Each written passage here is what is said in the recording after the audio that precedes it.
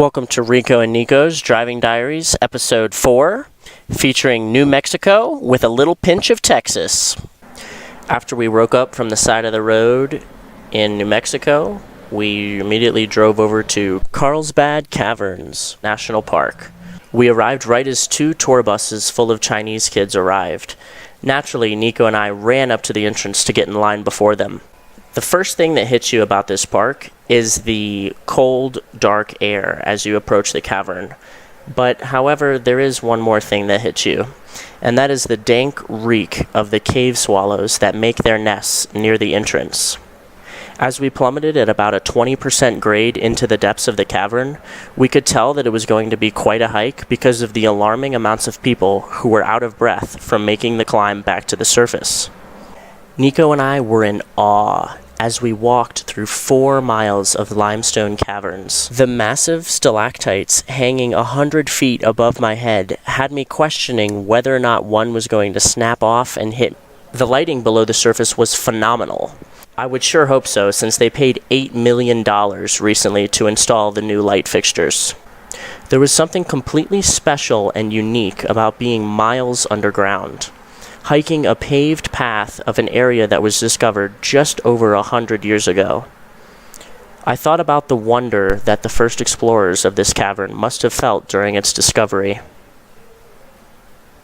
There were moments where no one else was around us, and we could truly appreciate the incredible reverberation of a forced fart throughout the canyon walls.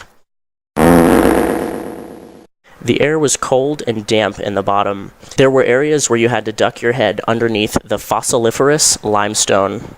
Nico and I were taken aback when we saw that miles underground, the national park had decided to go ahead and build a sandwich shop. Tourists could buy meals, hats, t-shirts, the whole 9 yards. A full-fledged shop built right into the caverns. Even the employees here are on the clock when they hike 4 miles up and down the cave. After we surfaced from the cave, we went over to El Paso, Texas, over to my aunt's house.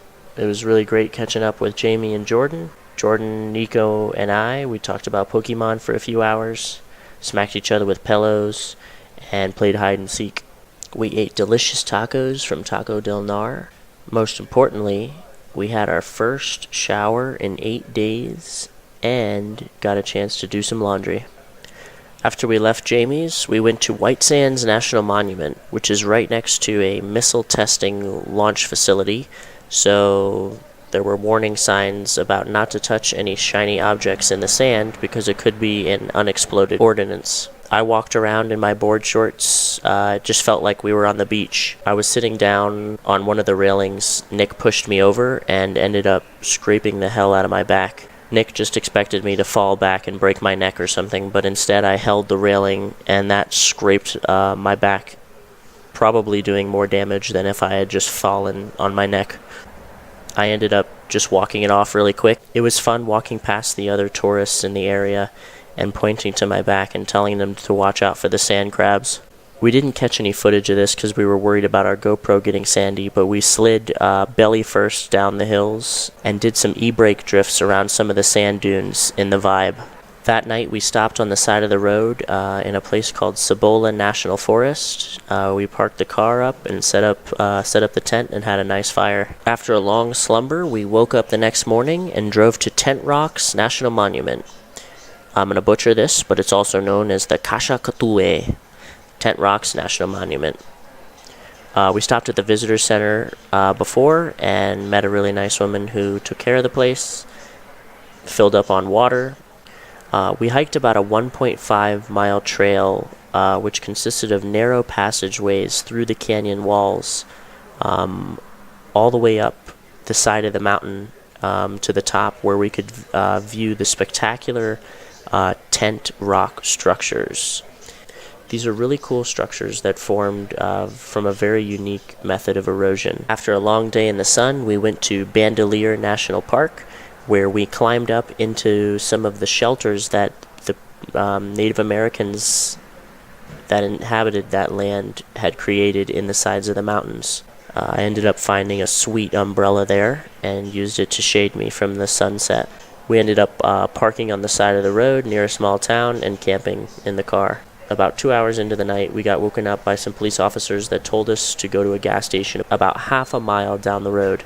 We got some burritos at a really sweet gas station, and then we drove towards Four Corners, which is the intersection of Colorado, Utah, New Mexico, and Arizona.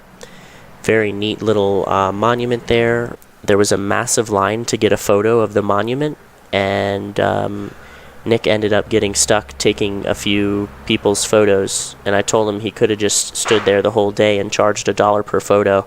We'd have been racking in some real good dough. After that, we left for Colorado. Thanks for watching episode 4 of Rico and Nico's Driving Diaries. I hope everybody back home is doing well. Miss you all, and take care.